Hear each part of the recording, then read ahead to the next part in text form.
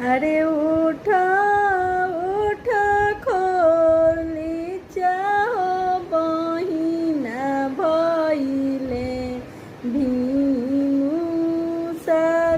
अरे उठी के ले आवो बहिना रे गनिया के हो काट। अरे उठी के ले आवो बहिना बेली या के हो फूल।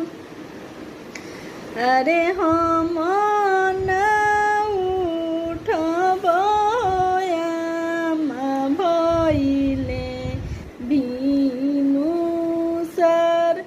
अरे हम ना सरपब आमा रे गनिया के हो काट। अरे हमारो गोधन भैया बारन सुकावार। अरे हमारो गोधन भैया जइहे होमिलाय। अरे उठा उठा आकृति हो बेटी भइले भिनुसर। अरे उठा उठा अनुष्का बेटी भइले भिनुसर।